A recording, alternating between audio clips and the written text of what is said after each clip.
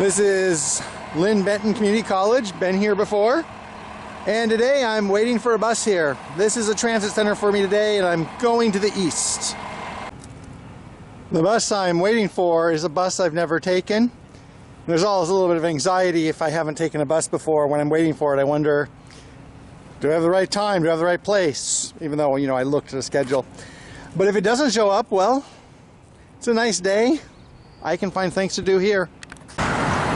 This is Sweet Home, Oregon. I haven't been here for decades, even though this is only a dozen or so miles southeast of Lebanon, where I bicycled to last year. Meant to come back, but it's been a busy year. And so there's a couple things I want to check out here. This is the Weddell Covered Bridge, and it's in a park. So a lot of places in Oregon, covered bridges are still in use, usually on lesser traveled roads, but a lot of times they've been turned into attractions. So here it just crosses this little creek from one side of the park to the other, but looks very nice. I also suspect there's a placard that said restored 1990. So I'm guessing that some of those cables might have been an addition for seismic purposes or other structural purposes. Anyway, this is a very nice park here, but I do have other things to see here, so I'm just going to eat a quick bite down by that creek, and then I'll be traveling on my way.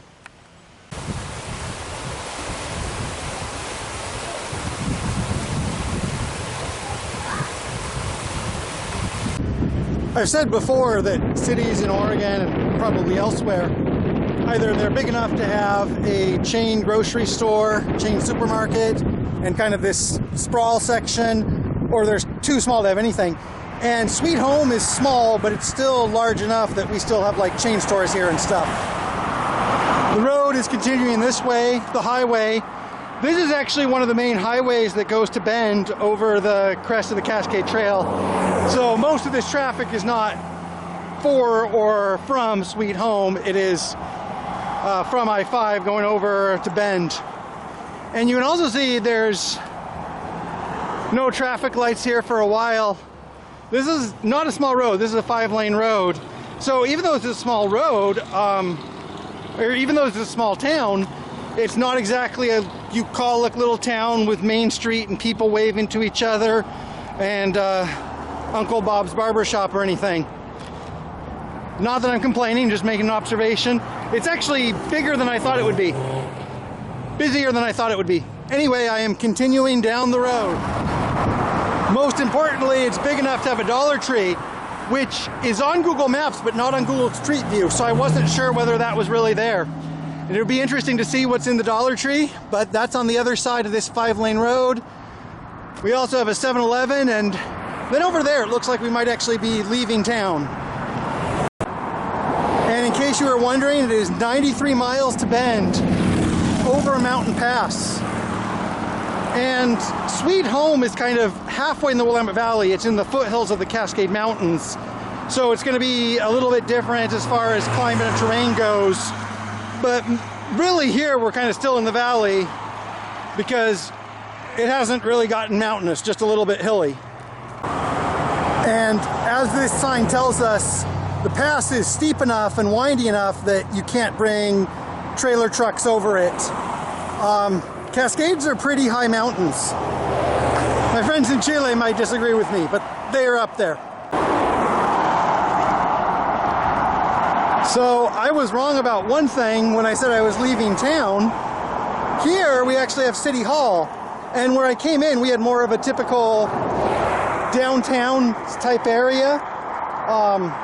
And here, out along this highway, kind of far from either residential or business districts, that's where the City Hall is. Might make sense, they have a lot more land here to do things with. This is Foster, Oregon. This is a CDP, census designated place, not really separated from Sweet Home, just a continuation. And this is kind of where I'm going. This is the end of the line. This market here is also the last store for 69 miles until well on the other side of the Cascade Range. So 69 miles is a long way to go, but it's nice.